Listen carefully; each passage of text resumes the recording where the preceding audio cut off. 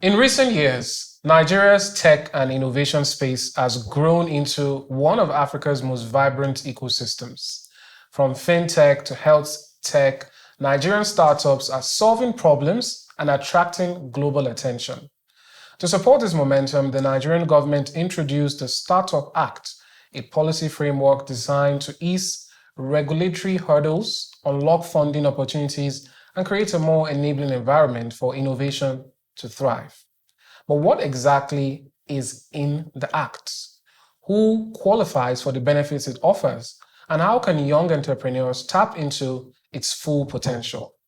In this episode, we untangle the Nigerian Startup Act, breaking down its key provisions, clearing up common misconceptions, and exploring what it means for the future of entrepreneurship in Nigeria. This is Untangle. Welcome.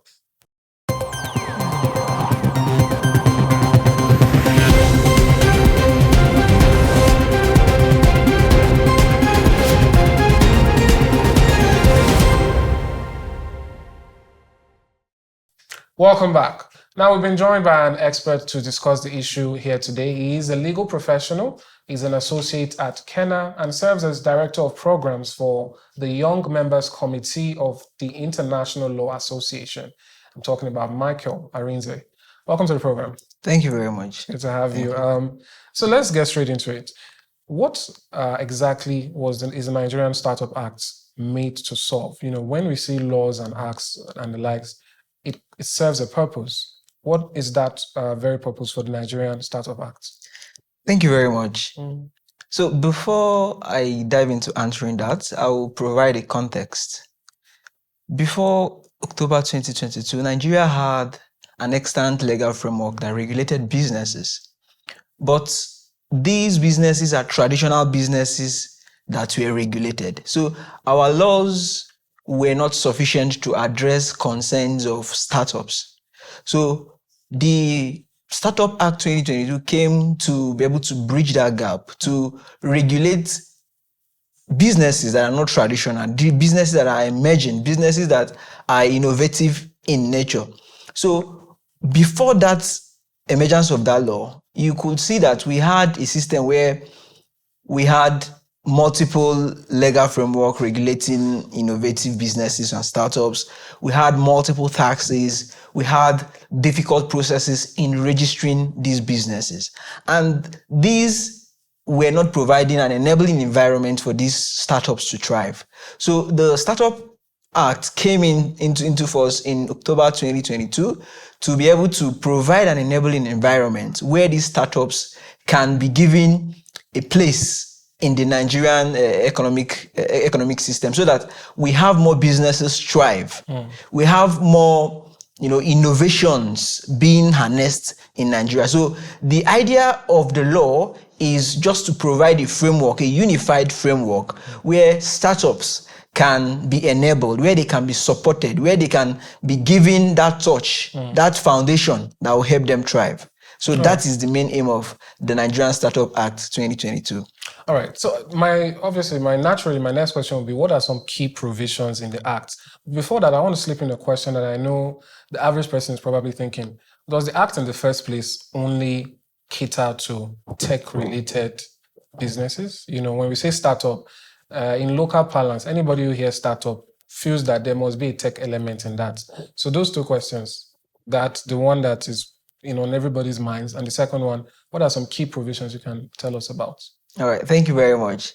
So I will start by defining what a startup is, because that is a primary place that will aid in answering that question.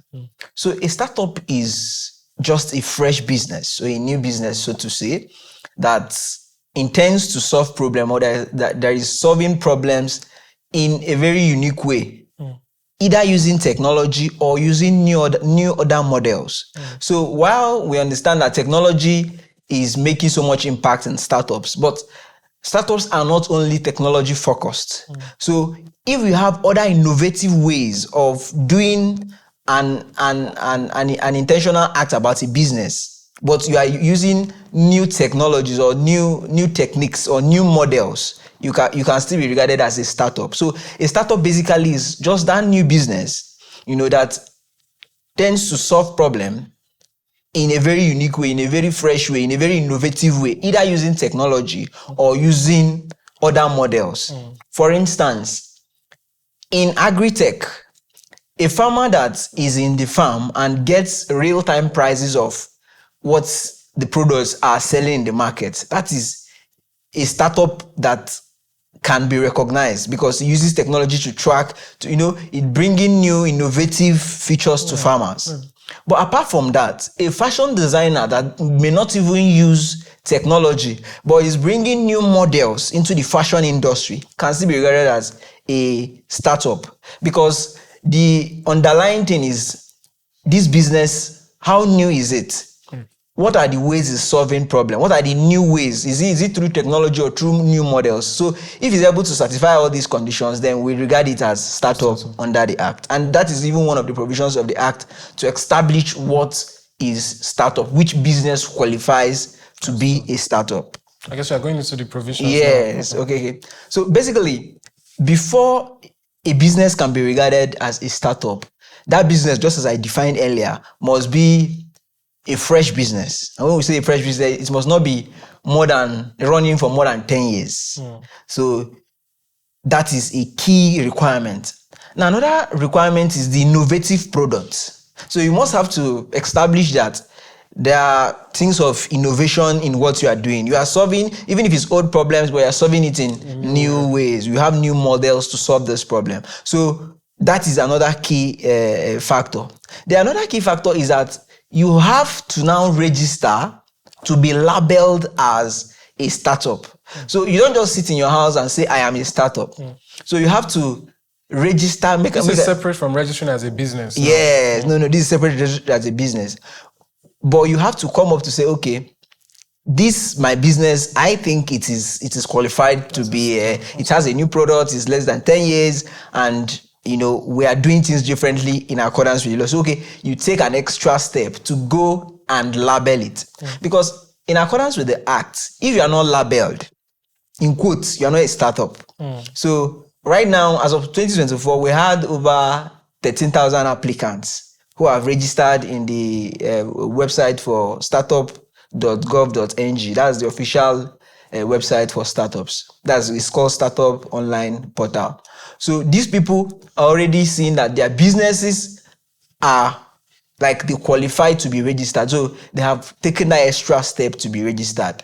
So now that they are registered, there are a lot of benefits that are accruing by virtue of that registration. Meanwhile, they have not been labeled. They have just registered to be labeled. So the moment they are labeled, they will enjoy certain benefits like tax exemptions, like funding, because part of the provisions of the Act we'll get there is that the federal government is pulling 10 billion naira as a seed fund to support startup.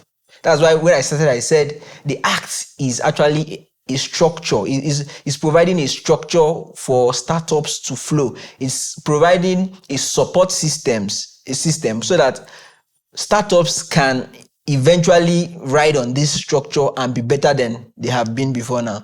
So another provision of the Startup Act is the provision creating the regulator, that's the agency of the federal government that should implement the provisions of the Act. And the agency is the National Council for Digital Innovation and Entrepreneurship. So this National Council is responsible for implementation of this particular law. Before now, it was handled by NIDA, even though NIDA is still playing a key role. But right now, by the provisions of that Act, the National Council is responsible for the running the implementation of the Act. And what they have done is that they have set up a labeling committee, because the provisions of the Act requires that committee to be set. So that labeling committee is now the ones accepting applications from startups and eventually going to be the ones to label these people. You are now startups, and then you are now fully qualified to get all the benefits from the provisions of the law. So another provision is the one I mentioned earlier, which is that the fact that the Act now unites the regulatory system for startups. Before now, even if you're a foreign startup or you are even a local one, you go to many places to register this, to register that. Yeah. So, but right now, the Act is unifying the registration process so that these businesses can flow. You don't need to go to different places to just register your business, or in fact, the CAC is there, the FIRS is there. Like, you have just a one-shop stop system where you can just register everything in one place. These are, part of the provisions. Then another important one is the one I talked about, the investment seed fund, the startup investment seed fund. So the federal government intends to put 10 billion naira to support startups.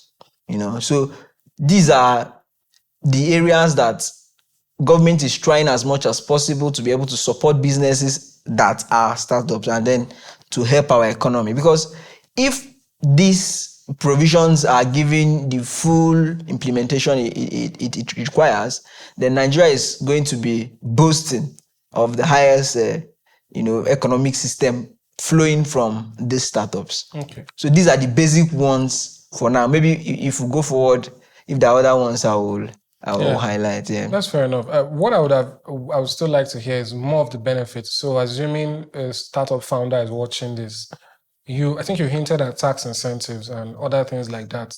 But that aside, usually when a law is mentioned, one thing people are on the lookout for is this something that can be broken? What are the ramifications to that? Now, if I should take it to something like student loans, this is an act that is meant to sort of help. It's meant to do something for people. So it's not something where it's like, I want to liken it to a common law. Maybe you shouldn't steal where, there's a punishment for it. But within something like the student loan, you can see that there are things you should do and things you shouldn't do. There are requirements to meet. You've mentioned that already. When it comes to the Startup Act, if a person decides, you know what, I'm not going to go ahead with the registration, I'm not going to be a part of this, are they missing out on anything? And in the process of doing this, are there penalties for maybe misrepresenting yourself or thereabouts? Or is there even an avenue to argue that, no, this thing is not innovative? And you say, no, it's innovative, or you just have to submit it and hope that it's approved? All right, thank you very much. Okay, so I'll start with the ones you mentioned about non-compliance and compliance. Okay, so this law is actually made for the benefits of businesses. So if as an innovator, as a founder, you refuse to register as a startup, there is no punishment for you. But as a business-minded person, you know that you are missing out in an opportunity to grow your business better than it should have grown. The only problem is that you will be regulated by the traditional business models. That's where you have to register with CAC, you have to go and do all of that traditional business regulatory compliance. But by virtue of the provisions of the Startup Act, it has now provided an environment whereby, okay, you are doing this and government is ready to support you. So if you don't key in, it may not be so much a punishment to you. There's no sanction for you. But you're missing on in an opportunity for your business to grow more than it is growing. The highest thing is that you have to now comply with the traditional business regulatory framework, because at that point in time, you are not a startup. And then the area you talked about, the incentives, I've mentioned some of them. You have to enjoy tax exemptions. You have Is that something that lasts forever? It does not. It does not. That is why it is a startup. So, the act is majorly for these guys to be able to do better than they are doing. So eventually you get to a point where the law, the requirements of the law will now be that you are already founded, like you are already potent, you are already strong enough to take care of yourself. So these ones are like, we want to incubate, we want to, bring you up, because we know that you have an idea, you have innovations in your businesses, but you don't have an adequate facility to bring you up. So these are just like facilities to help push as a springboard for startups to grow. So the moment they grow to a point where, they don't need this assistance again, they can thrive on their own, then they won't be, bound by the provisions of the Startup Act. But for all the businesses that are registering under it, they will be entitled to all these benefits that I've mentioned. Especially even for foreign companies, the easier export and import duties will be relaxed. These things are just to ensure that businesses thrive more than they are doing at the moment. All right. Yeah, that's fair enough. We'll take on that note. We'll go on a break now, and when we return, we'll delve into the second aspect of this conversation. Don't go anywhere. We'll be right back.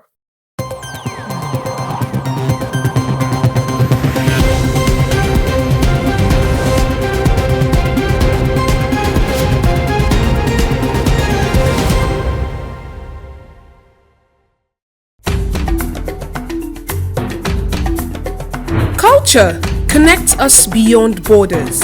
It's a bridge between traditions, creativity, and the future. Culture is alive, shaping identities and communities every day. Art tells stories of resilience and vision.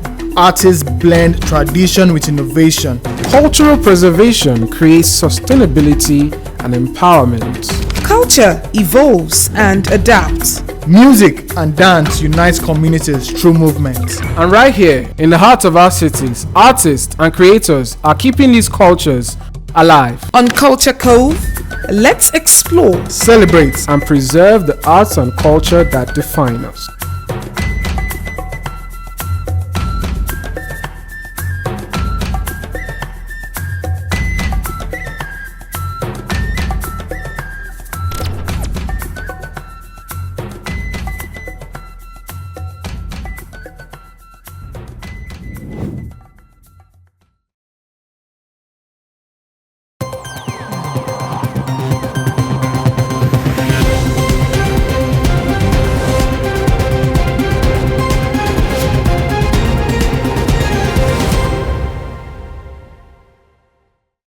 All right, welcome back. We're still talking about the Nigerian Startup Act. Let's move now to issues around challenges. First of all, before we go into the bottlenecks to enacting this act, you mentioned already a body that has been sort of even legally backed by the act to handle these issues. What would you say is the rate of progress so far, if that's the right word, and how do you explain how things are going so far in terms of implementation? Because as always, when we talk about acts or laws, the next step, logical step, is to talk about how it's being applied in real life. All right, thank you very much. So just as I pointed out earlier, the National Council for Digital Innovation and Entrepreneurship is the primary body responsible for the implementation of the Act. NIDA also plays a key role, but the Act specifically vested those powers on the National Council. So while I will say that the council has been making effort, but it has been a very slow, pace progress, because this is an act that was, enacted in October 2022. So that's almost like 3 years post enactment. So we should have seen a more potent, a more productive steps from the National Council. But what we are seeing is progress, but not in a fast-paced, dimension. So the National Council even held a session, a forum earlier this year. That was April National Consultative Forum on this issue of startup, and then they elected some members as rep for, because even in the council we have rep from startups, we have rep from angel investors, we have reps from venture capitals.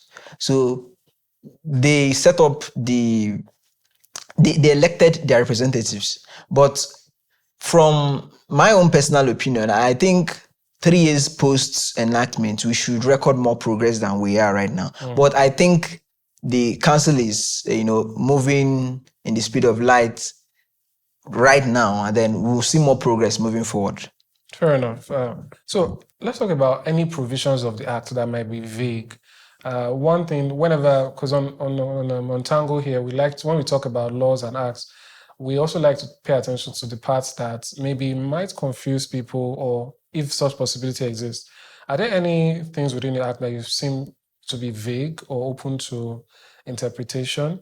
Like, for instance, you already mentioned it outright. I don't know if it's states so exactly in the act, where if you are really technically no longer a startup, perhaps you are benefiting. You mentioned something about 10 years. Let's say you register, and then you are enjoying these benefits, and it's going to 20 years, 30 years, and you're still enjoying these benefits.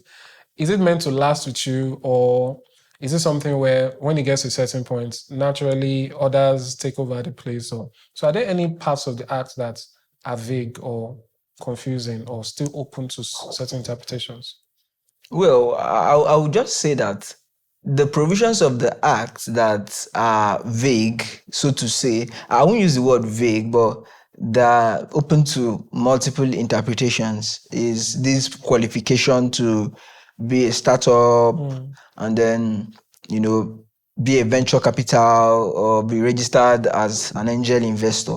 So some of these provisions are open to different interpretations. The reason is because people operate different business models.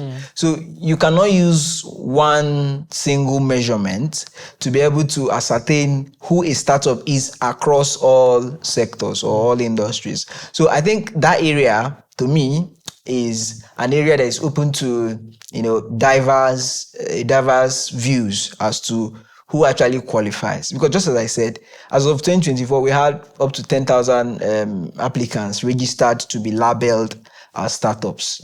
So I know eventually that they will soon release the names of successful applicants that are now labeled. So if for instance, they don't label me and I'm in a sector where I know I qualify, that becomes a problem. I can only, take it upstairs, what we call your right of appeal. But it's not, it doesn't provide an avenue where every sector can be measured in one, metric. I think there should have been different metrics for different sectors, right? So that's what I have to say in that area. Then in another area, I want to point out is that while the provisions of the Act makes provision for the National Council, just as I pointed out earlier, but it does not also take away the powers of NIDA in terms of digital innovation and entrepreneurship. So they still have, so there's bound to be overlaps. In implementation and all of that. So, but these are just few areas. Then the issue of overlap to come to fore when the implementation gets more, how do I say, when implementation gets to a higher, progress to a higher stage. That's when, because the Act as it is still undergoing, gradual, slow implementation progress. So eventually when we will discover a lot of lapses will be when the full implementation mechanism is put into place. That's where we can be able to say, okay, this is provided, but this is not provided. So right now, we cannot see all the glitches in the law, all the loopholes. Eventually, when the full implementation, is achieved, we can be able to see some of those progress. Fair enough. Just to also add as well, there's a common question here every segment, every episode of Untangle, which is, what would you say could be the biggest misconceptions the average person has about this act? Thank you very much. I was waiting for this question because, to me, there has been a lot of misconceptions. People are misconceiving the provisions of the act. So the misconceptions are the area you have pointed out earlier. Number one is that it is for technology-driven, businesses. But I'm saying it, and I'm saying it categorically, that startups are not just for technology-driven, businesses.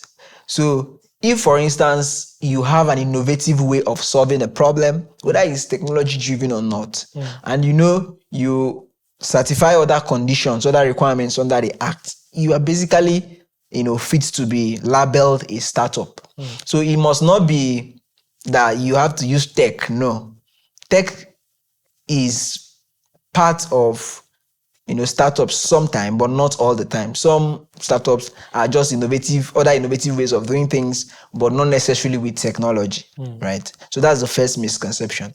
Another misconception is that this Startup Act and the provisions are mostly applicable or should be applicable in places like Lagos, because of the business environment, and then Abuja, But it's a national law passed by the National Assembly. So it has, that national application across jurisdictions, that's across states of the Federation. But one thing the Act did is that the Act understands that the businesses in Lagos are not the same with Abuja. The businesses in Kano are not the same with Sokoto. So the Act now makes a provision that allows states' houses of assembly to be able to make startup laws. So if you look at the unique nature of a business environment, you can be able to make a law that can be adapted for the sake of your environment. So right now, there are just about 13 states that are making efforts towards, enacting their own startup laws. But the purpose of that provision is just to ensure that we are not using one formula for every business environment, but all businesses that qualify in Nigeria to be startup can register under the startup portal and be labeled as startup, and then they can operate and enjoy all the benefits. It must not be Lagos or Abuja, Port Harcourt, or other places that businesses thrive more. So then another misconception is that the Startup Act is just a policy, like usual government policy. No, this is beyond that. This is now a full law, assented by the president to have a full effect. Unlike where we had before the Act came, where we had different regulators and different regulatory framework. Now we have a full law, not just a policy document, but a full law that is now regulating everything about, most things about startups. Yeah, so these I think are the areas, people tend to misconceive in terms of the Startup Act.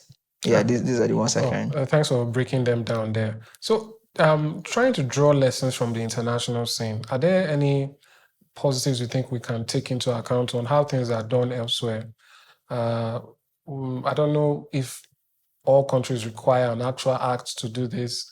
Sometimes, a lot of them do anyway. Definitely in the developed nations, there's always one act to another, or law, to establish these things. But then we also hear things like, the other day, I think it was Jeff Bezos, Amazon owner, talking about one of the reasons people thrive so much in America, especially tech and companies, is that there's high rate of investment. How did they explain it now? Basically, if you fail at investment, there's almost always a chance to try again, especially in terms of getting more aid and people believing and all of that.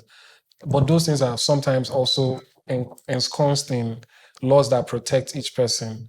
So the question now is, what lessons can we draw from the global scene, from international scene, when it comes to this act, enacting it, implementing it? All right, thank you very much. Nigeria is like the third country in Africa to enact this Startup Act. And the lessons I think we can learn from advanced jurisdictions, particularly places like the United States and other countries that have made progress in terms of some of these regulations or some of these laws, is the fact that we need to be able to read our tech industry, not just tech industry, but our innovative system. So they don't just do things because they want to do it. They do it because it is in response to their peculiar circumstances. And I like that because part of the provisions of the law actually address that when he said, okay, states can make laws to adapt to their business environment. So, but we have to do more than just making these laws. The reason why we cannot actually measure, the efficiency or the effectiveness of the act is because of the slow implementation. So if, for instance, the act has come into full force, we'll be able to examine, okay, it is good in this area, it is not good in that area. But the wordings of the act are actually in compliance with most of the international best practices on how to, give businesses a good footing. Because if you go to places like China, where innovations thrive very well, you discover that the environment supports there's a support system, there's a structure that you don't need to Japan too. There's a structure where you don't need to struggle the moment you have an innovative idea on what to do and what not to do.